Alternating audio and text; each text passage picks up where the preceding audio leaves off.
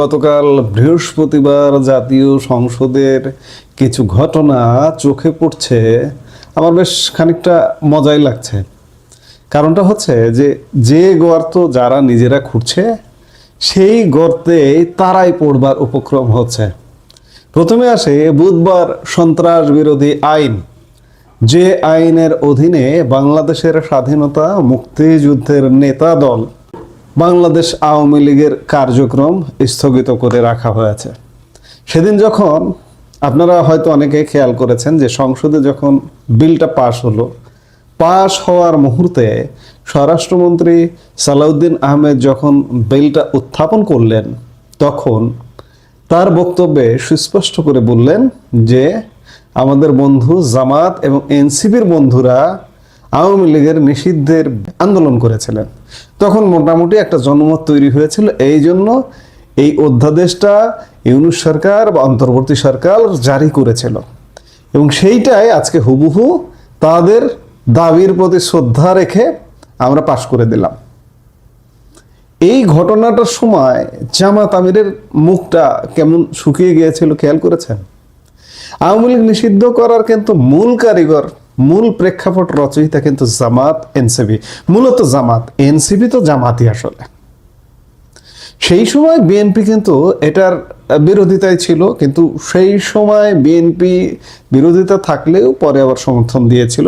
সেটা নানা কারণে সমর্থন দিয়েছিল। আমি বলছি না যে বিএনপি আওয়ামী লীগকে নিষিদ্ধ করবে না, আওয়ামী লীগের কার্যক্রম নিষিদ্ধ করে রাখবে না, সুযোগ পেলে অবশ্যই করবে। কারণ বিএনপি আওয়ামী লীগকেই শত্রু মনে করে, জামাতকে শত্রু মনে করে না, জামাতকে সাথে নিয়ে চলে, এখনো পর্যন্ত চলে।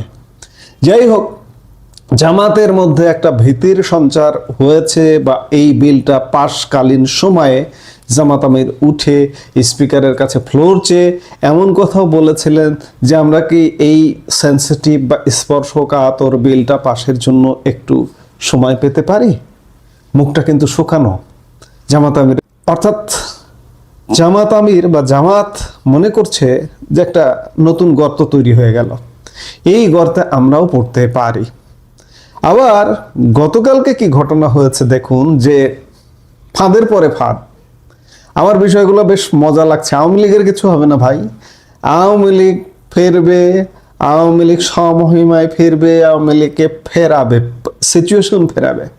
গতকাল মুক্তিযুদ্ধের সময় পাকিস্তানি হানাদার বাহিনীর সহযোগী ছিলেন তৎকালীন মুসলিম লীগ, জামায়াতে ইসলামী ও নিজামে ইসলাম পার্টির নাম বহাল রেখে জাতীয় মুক্তিযোদ্ধা কাউন্সিল বা জামুকা অধ্যাদেশ, ইউনূস সরকার একটি অধ্যাদেশ জারি করেছিল। সেই অধ্যাদেশটি আইনে রূপ দিতে বিল পাশ করেছে জাতীয় সংসদ।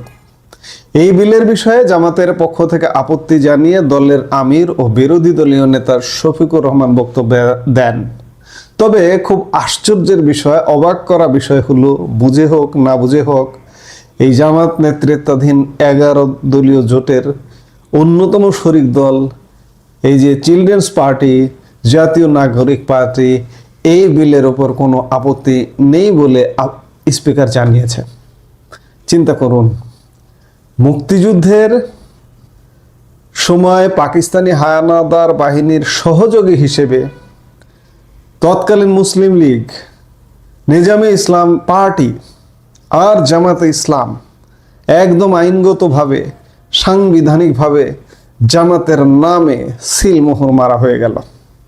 জামাতের জন্য কতটা বিপদ একবার চিন্তা করুন। জামাত আওয়ামী লীগের জন্য কিন্তু গর্ত খুঁড়েছে। আওয়ামী লীগকে নিষিদ্ধ, আওয়ামী লীগ এই দেশে থাকতে পারবে না। গতকাল জামাত আমির সংবাদ সম্মেলনে তার টোনটা খেয়াল করে দেখুন, যে বিএনপির চেয়ে আওয়ামী লীগ ভালো ছিল, এমন এমন এমন এমন টোন আমরা কালকে শুনেছি। এগুলো কেন?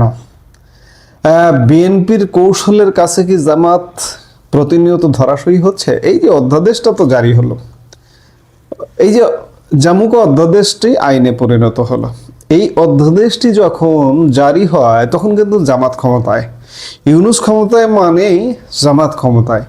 এই আইনের ফাঁক ফোকরটা কি জামাত একটু চিন্তা করেনি যে মুক্তিযুদ্ধের সময় পাকিস্তানি হানাদার বাহিনীর সহযোগী অন্যান্য মুসলিম লীগ বা নিজামী ইসলাম পার্টির সাথে জামাতের নামটাও আছে?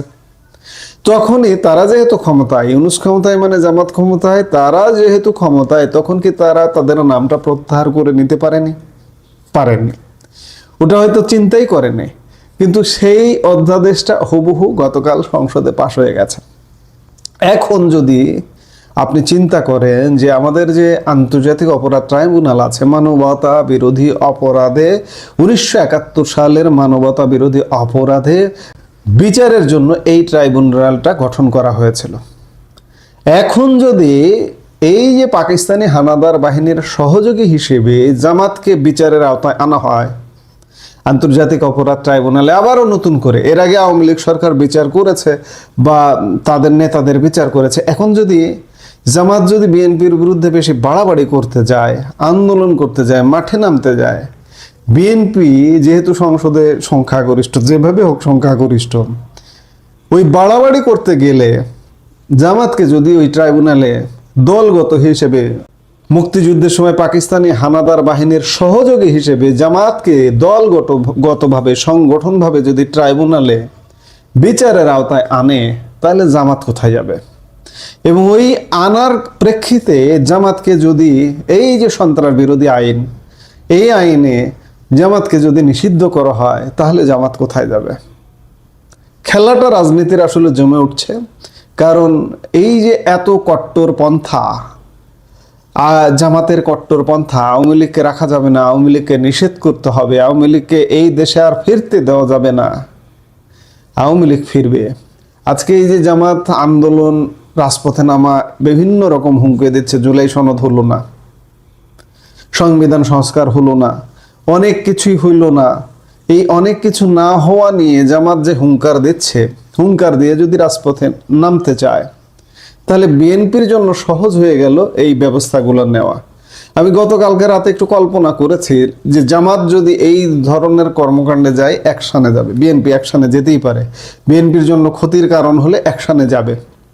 তাহলে কি আওয়ামী লীগের নির্বাহী আদেশটা, ওই যে স্থগিত কর্মকাণ্ড স্থগিতের নির্বাহী আদেশটা উইথড্র করবে? তখন উইথড্র করাটাই স্বাভাবিক। জামাতকে বিচারের আওতায়, জামাত তো ইতিমধ্যে যুদ্ধাপরাধী দল হিসেবে সংবিধানে স্বীকৃত হয়ে গেল। অর্থাৎ রাজনীতির পাশা কিন্তু উল্টো দিকে ঘুরতে শুরু করেছে।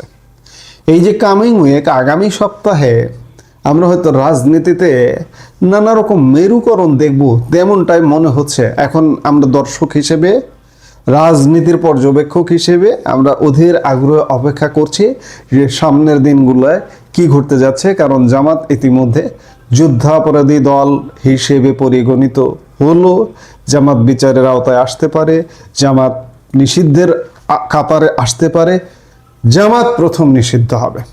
আওয়ামী লীগের কিচ্ছু হবে না, বারবার বলছি যে আওয়ামী লীগের কিচ্ছু হবে না, ভয় পাবার কোনো কারণ নেই। জামাতের মুখ শুকে যাওয়ার প্রধান কারণ এটাই। এই যে জামাত 2025 সালে আন্দোলন করলো, করে ওই যে 12 মে আওয়ামী লীগের বিরুদ্ধে একটা নির্বাহী আদেশ জারি করে নিল, 11 মে অধ্যাদেশ জারি করে নিল, সন্ত্রাস বিরোধী আইন সংশোধন করিয়ে নিয়ে গত বুধবার নতুন সরকার এসে এই আইনটা হুবহু পাশ করলো এবং স্বরাষ্ট্রমন্ত্রী সালাউদ্দিন আহমেদ সরাসরি এটা জামাত এনসিপির বন্ধুদের আন্দোলনের ফসল হিসেবে গণ্য করলেন। রাজনীতির খেলা সামনে কিন্তু বেশ খেলা জমে উঠেছে, আমরা দেখব নিশ্চয়ই, আমরা দেখার জন্য অধীর আগ্রহে অপেক্ষায় আছি। এই মুহূর্তে এ পর্যন্তই, সবাই ভালো থাকুন।